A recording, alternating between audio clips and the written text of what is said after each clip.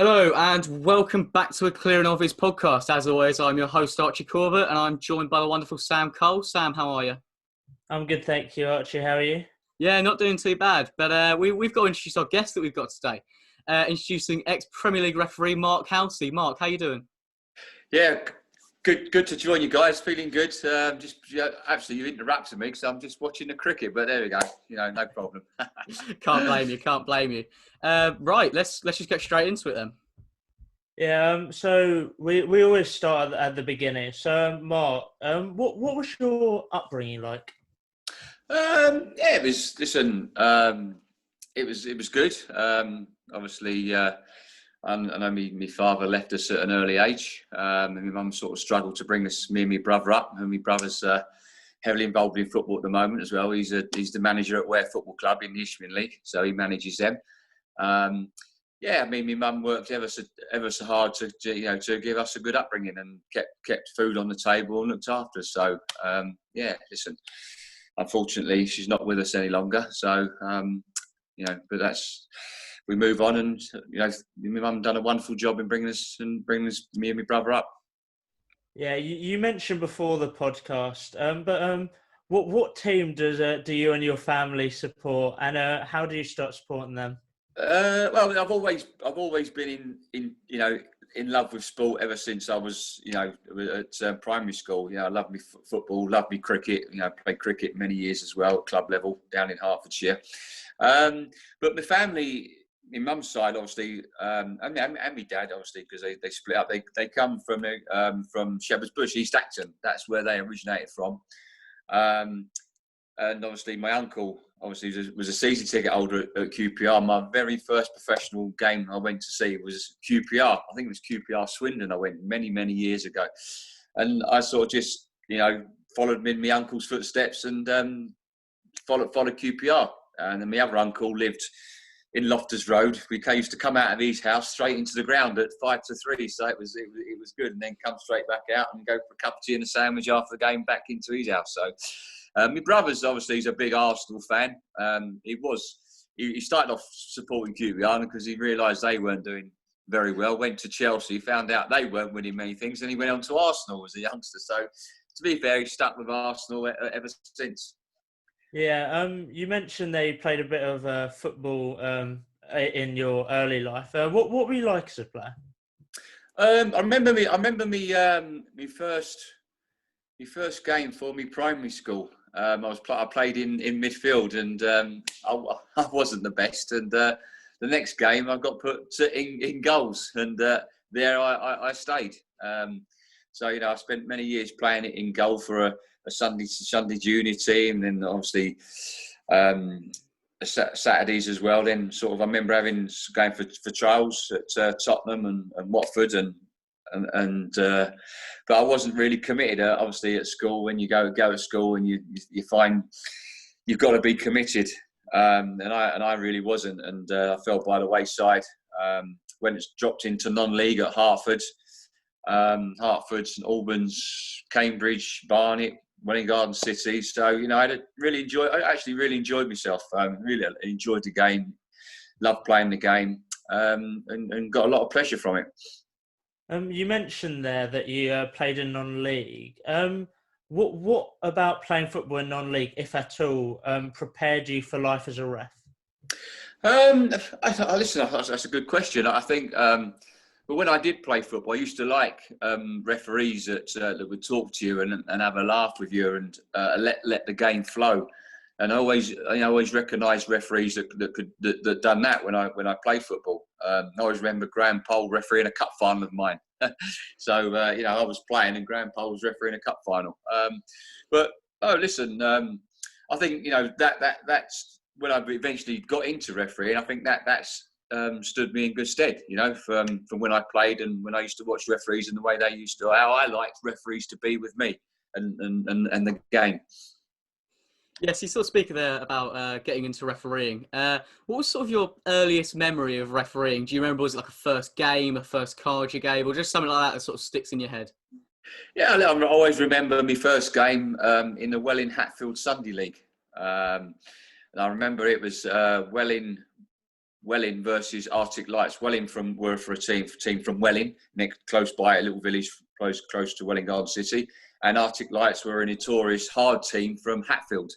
And I always remember that, my first game. And obviously, I knew a lot of the players because I played with them or I played against them. I played with them on a Saturday, played against them on a Sunday. So, you know, a lot of the guys knew me, and that stood me in, as I say, it stood me in good stead with, you know, refereeing the games. Yeah, I was going to say, because sort of knowing the guys that you're refereeing, would you say that had more of a sort of a detriment on actually refereeing, or it was actually a bit of a positive in terms of you knew them, so they gave you a bit of leeway?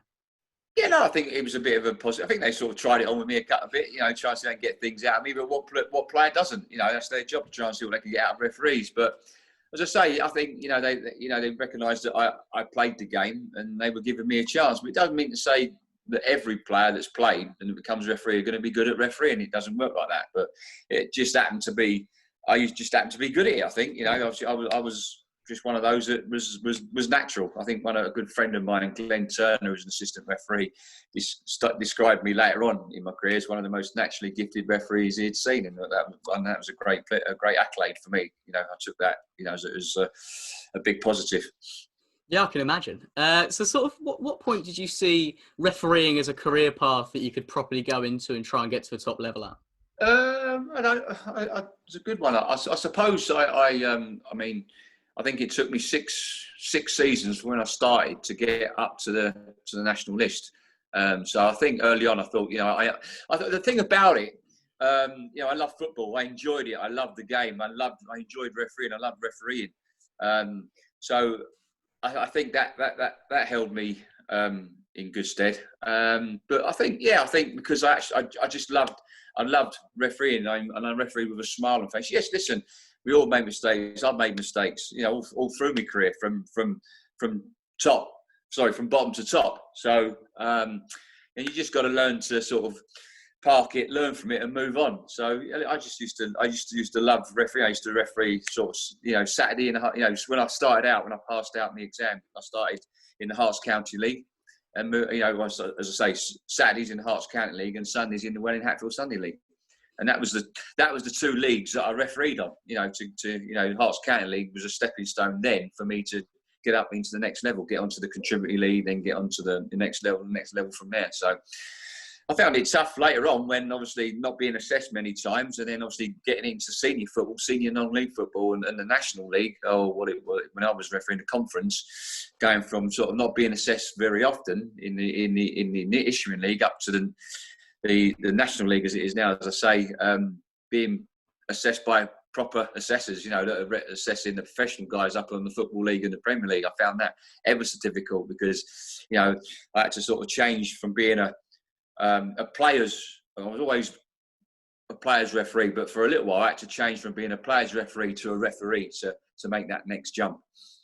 Yeah, because you sort of talk about going up the steps and sort of up the ladder of refereeing. Would you say it's trickier now to get to the top of refereeing than it was then, or would you say it's the other way around? How would you look at that? There was a lot of good officials about when I was coming through. I'm not saying there's not now, but I think it was harder. It was harder to make that step up. Now it seems like, you know, the younger you are, and if you're okay, you seem to get that accelerated promotion. I think in a way I did, because, you know, as I say, I think it was 6 years, and I was from when I started, 6-7 years, I was refereeing on the national list from passing out to, you know, getting promoted to the national list as a referee. I think you have a better chance today, or moving up ladder a lot quicker than we did in refereeing in my day, or when I started, I should say. Part of the role, unfortunately, is the abuse that comes with it. How did you cope when there's just thousands of people in a ground hurling abuse at you?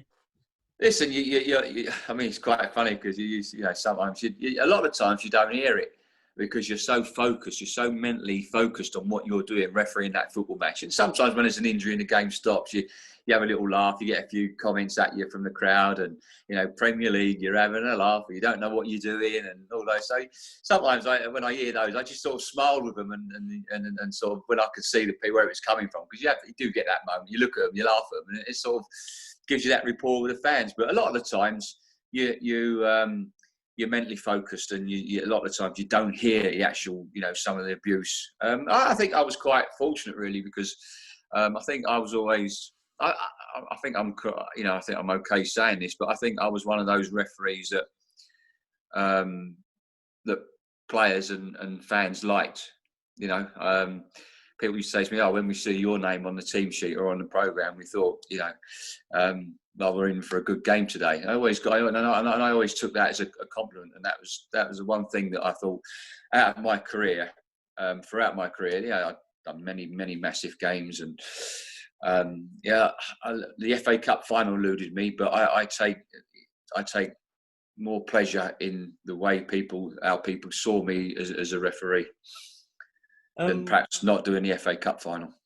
Yeah. What was the worst abuse that you remember having, and how did it affect you? I think, to be fair, I think the worst I think I had was refereeing. It was when I was refereeing Liverpool Man United.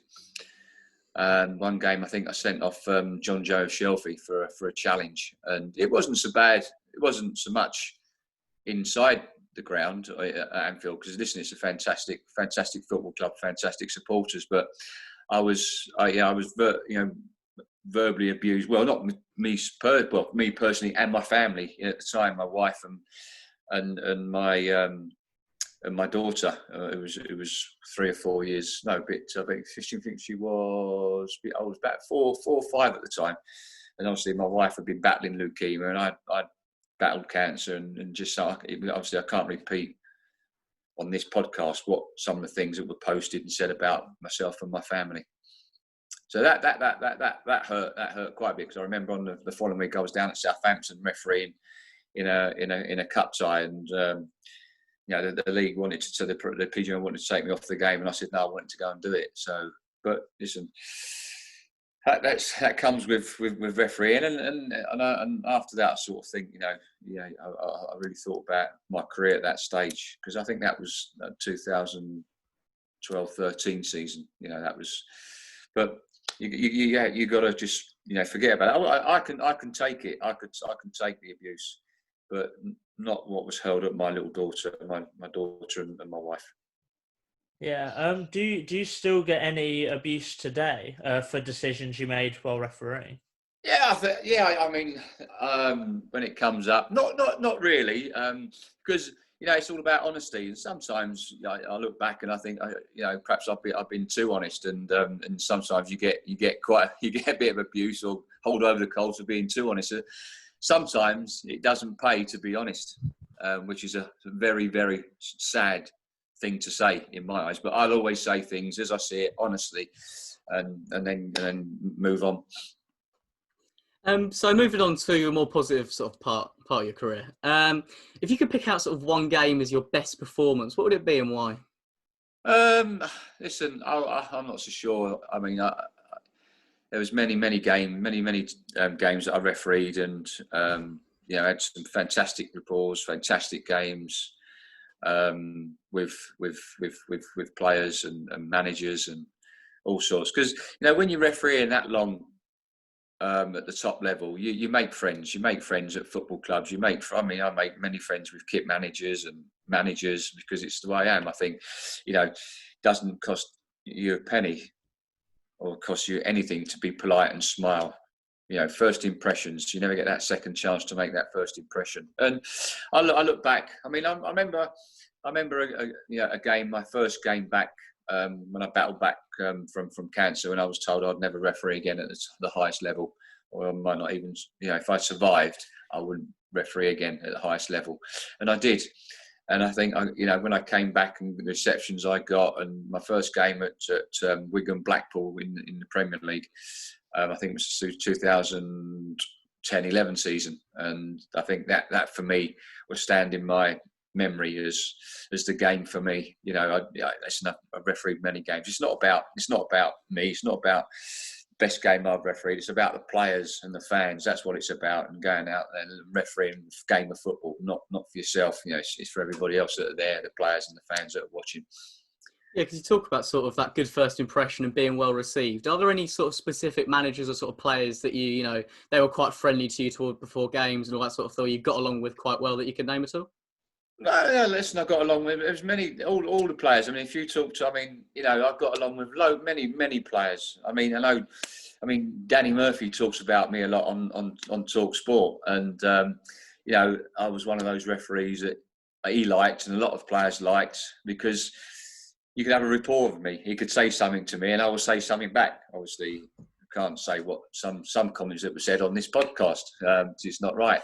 But some, you know, shop floor language sort of stuff, and that's the way it is. That, you know, they're at the end of the day, they're players and they're human beings, and you talk to them in the same. You know, we're not. You know, you can't talk to them like you're a school teacher or you just talk to them as though they're human beings, and that's how I got on with players. You know, I always remember walking out at Stoke and this player, I'm not going to say the player's names. It's not fair.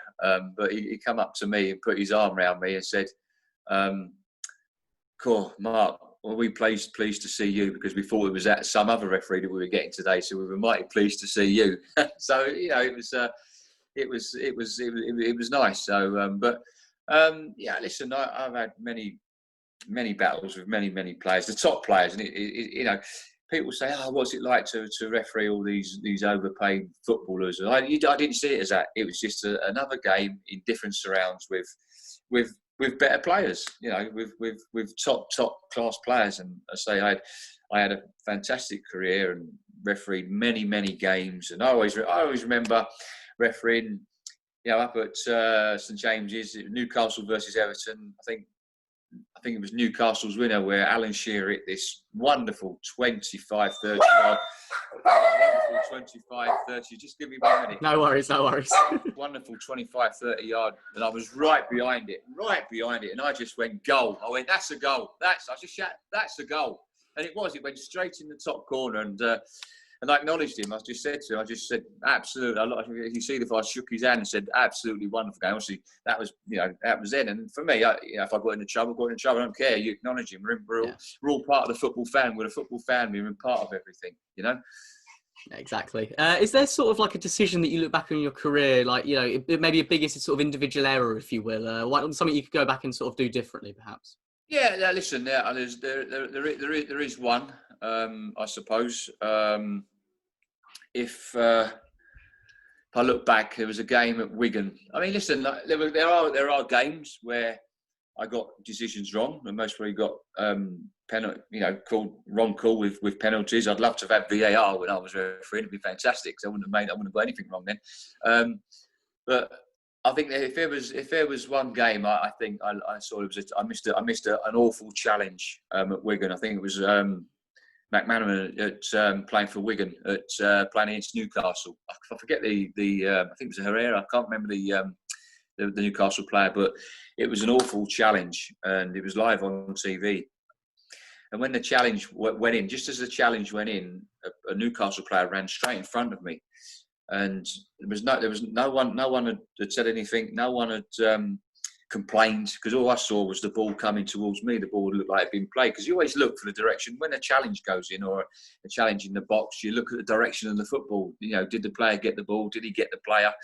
And on this occasion, I saw the ball coming away, you know, towards to the touchline, and nothing was said. No one said anything. The game just got on, but obviously the player didn't get up, stopped the game, had treatment, and then obviously at half time, I was told about the challenge. And when I look back on it and then I saw the challenge, it was, you know, you look at in your game, when you referee a game of that magnitude, you want to get those decisions right. And when I looked back on it, I just looked back on it and I thought, you know, what could I have done differently to have got that decision right? You know, was I not wide enough? Was I not get the great viewing angle from it? So yeah, if I look back at that, I think Wigan Newcastle where I got a decision wrong. I missed an awful challenge. It wasn't one red card. It wasn't two red cards. It was three red cards in one. So but listen, it's one of those things, and all I could do was apologise. And I spoke to the manager on Monday morning and apologised. Yeah, in 2009, you were diagnosed with cancer before making a miraculous return in 2010. Can you just describe what you went through in that time span? Oh, yeah. I mean, obviously, from adversity to being like I'd won the lottery. Really, I think it was one of those. It was a down moment for all the family. It's something no one wants to. The big C. No one wants to hear, or have that. So I just look back on it, being positive. Obviously, my wife was battling with leukemia. She used to give me a good kick up the backside, when I was feeling down. So I think it was tough. It was tough for the family. But I think if I look back on that, I think that I came back far too early. If there's something I look back on, I mean, listen, my professor, Tim Illich, absolutely saved my life, and as he said, not sure you would ever referee at the highest level again. So I used that as a, to be sort of that sort of spur me on, to be an inspiration to get me back, and hopefully be an inspiration for a lot of other people that were battling cancer. But if I look back on that, I mean, he was fantastic with me all throughout. Absolutely told me. I remember doing a fitness test, failing fitness tests, going home, speaking to him on the phone. Just thinking, no, I'll never get back. So if I'm looking back on that, I think that I came back far too early. My body wasn't ready for it. But it was. I won the battle. And I eventually got back. So yeah, listen, I some fantastic people that were good to me, that supported me, my family, Tim, and the footballing family supported me, which was fantastic. Yeah. What was the support like for you upon your return to the game? Listen, I always remember coming back and doing a pre-season friendly. I mean, my first game back was I refereed in the reserve section of the Football League. Not many people watch those games. And my first game back was Rotherham, Notts County. I remember Ronnie Moore leaving a little letter on my seat for me, where my towel was, and I got a great reception from the Rotherham fans, and obviously Mickey Adams then was the Notts County manager at the time. So yeah, I mean, great support, and I always remember coming back, pre-season at refereeing at Goodison Park. I love refereeing at Goodison Park, one of my favourite grounds. The fans were awesome. The fans know their football, and you always had to be on your top of the game at Goodison Park, and with the crowd being so close as well. Went back there, 26,000. Came out, got an absolutely standing ovation, which was. Quite emotional, and obviously presented me with a little memento after the game, which again, another standing ovation from the crowd was fantastic. And to be fair, my little daughter was a toffee girl that day as well, throwing sweets into the crowd, so she loved that. She absolutely loved it. So great fond memories of Everton Football Club and many clubs that were supportive to me throughout. Yeah, was it purely a career-based decision to come back, or was there an element of proving to yourself that you could still do it after everything you'd been through?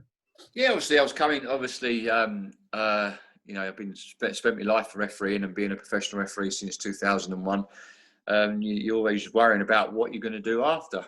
What's going to happen, who's going to pay the mortgage, who's going to pay the bills. So, I've got to say that the Premier League were fantastic with me. They were absolutely looked after me, throughout. And they, as I say, I couldn't speak ill of the Premier League because they were supportive and absolutely fantastic with me. And as then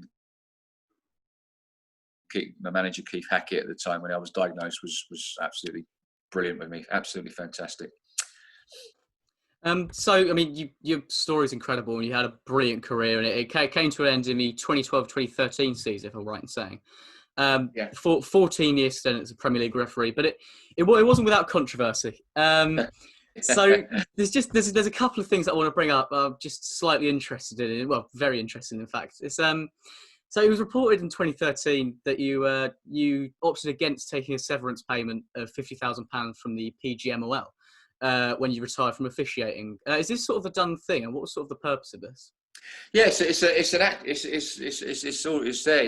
exit package. So when a referee finishes refereeing, there's an exit package for him in place. Like a lot of players have testimonials or they have pensions. At the time, we didn't have pensions, but now they have the pensions, and plus there's an exit package because once you finish refereeing, a full-time refereeing, there's not a lot for you to go into. People ain't going to employ you at that age. So there's an exit package in place.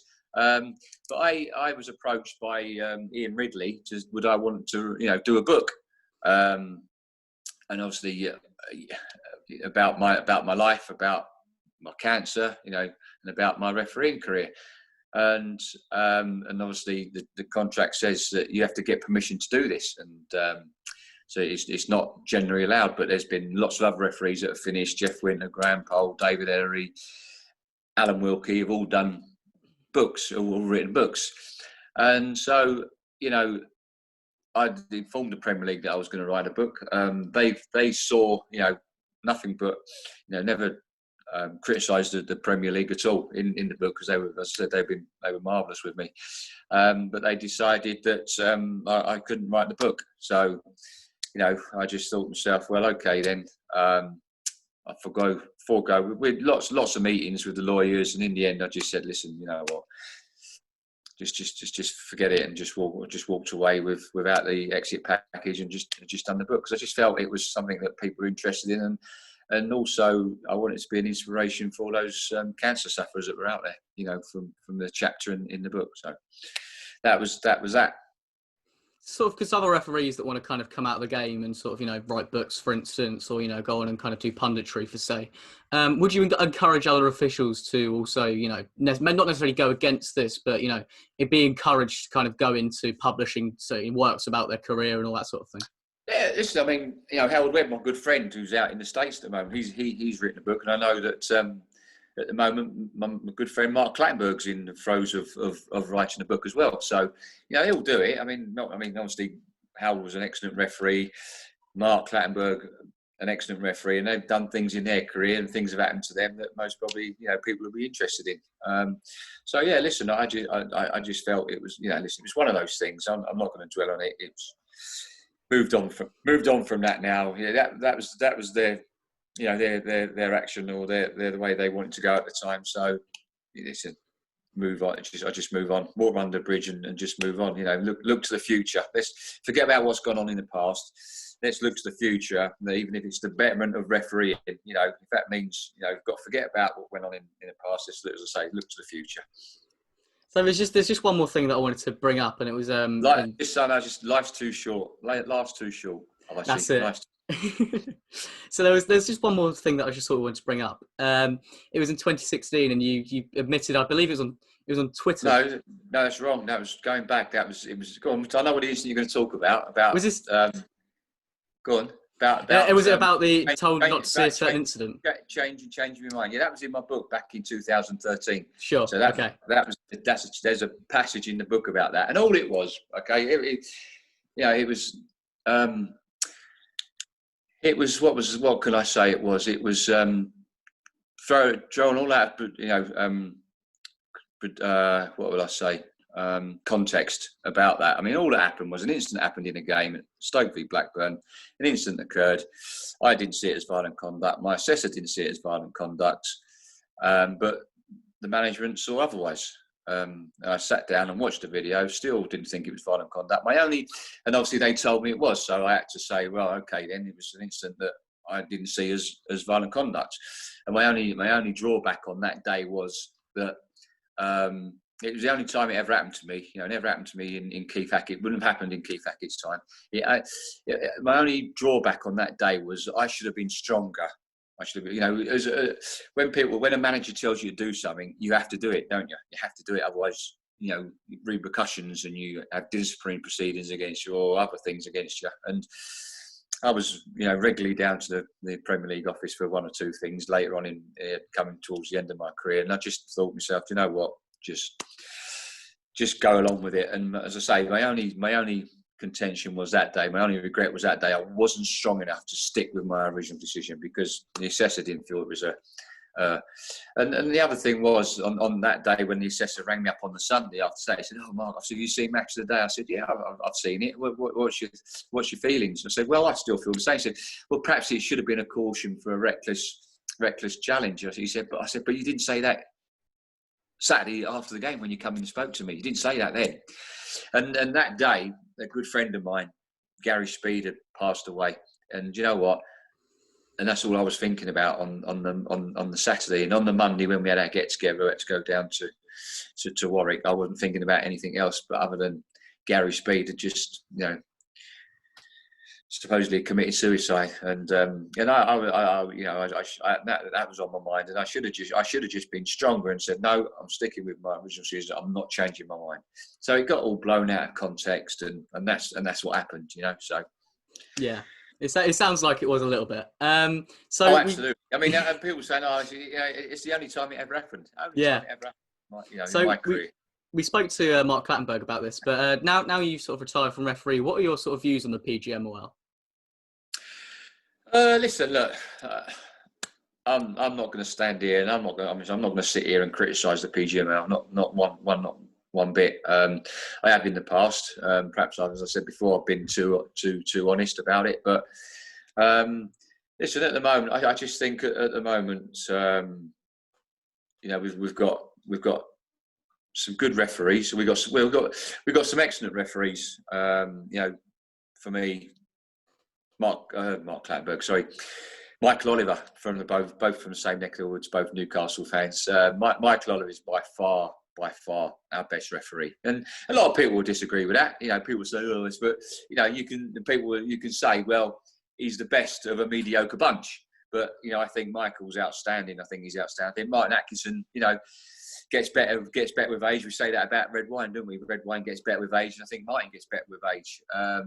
So I think Anthony Taylor, Mike Dean, they're all very experienced referees. They're all good referees, and I think the problem is behind them we've got a nucleus of average referees, and I think we've got guys that are coaching them have not refereed at in the past of not refereed, and you've got guys that have coached them, these guys in the past that have not refereed and not even refereed at the top level.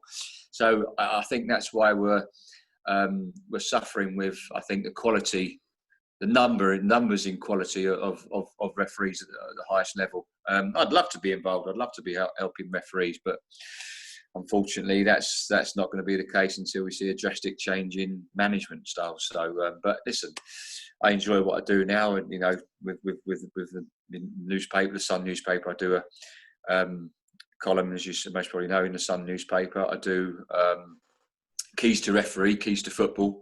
We just started doing a ref show on a Monday, reviewing all the performances over the weekend, and we obviously do a ref show. We do a show, keys to referee, on a Thursday as well. You can see these on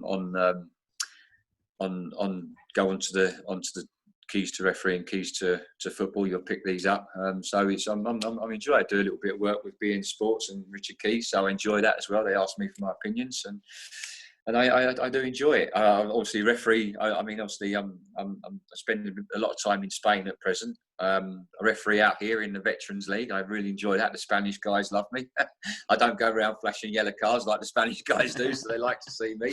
And I also play a bit of football as well. I also play in the Veteranos League, and gone back to my roots playing. I'm 59 years of age and I'm playing in goal, and I don't do a bad job, they say. So, but no, I'm loving life, and my daughter's loving it out here as well with her schooling. She's like a Spanish girl now, fluent Spanish, and 14 years old, doing very well at school. And obviously my wife is backwards and forwards, and to the UK, where work's concerned, we're backwards and forwards. So, but living the dream. We're living the dream at the moment. Living the dream. It's a fabulous place to live, and but wasn't so in lockdown, because obviously it was very strict here in lockdown. We weren't allowed out, and that was it. We were allowed out in one shop. one of us, and we were shut. I was locked down here with my daughter for 4 months. My wife was in the UK for 4 months, locked down in the UK. You were allowed out, weren't you? You were allowed to go out for a walk. You're allowed to go out here. You're allowed to go out there. Here, it's €600 fine. You couldn't go out here. No way. It was the Guardia and the Guardia Civil and the police was just stopping you all the time. What are you doing? Where are you going? Proof that you were going shopping. So. But no, listen, it's good. I'm enjoying it, and I would love to be involved. I know my good friend Mark's just now been appointed chief of referees out in Greece. Hopefully that works well for him, and he does well. So and Howard's doing well out in the States. So we just love that opportunity to have that chance wherever it will be in the world. But listen. Keep going, keep smiling. That's it. Well, Mark, thank you very much for coming on. We've only got sort of a minute or so left. Can I just ask one, if you could summarise your career in one word, what would it be? In one word, enjoyable. Brilliant. Loved every minute of it. Had ups and downs, but more ups than downs. And obviously, the downs come with making a big decision, getting a big key match decision wrong, and seeing yourself on TV on Match of Day or on whatever station that was showing the game, and you made a massive error. They were the downs. Yeah. But I had a wonderful career, met some wonderful people, and I don't regret one bit of it. That is brilliant. Well, Mark, thank you so much for joining us. Wish you all the best. I'm sure you're having a great time out in Spain. Keep enjoying your life, and just have a brilliant time. Thank you very much for joining us. You're welcome, Archie. All the best, guys. I hope you continue to success with your podcasts and carry on doing what you're doing. Thank you very much, Mark. See you later. Take care. All the best. Bye-bye. Cheers, mate.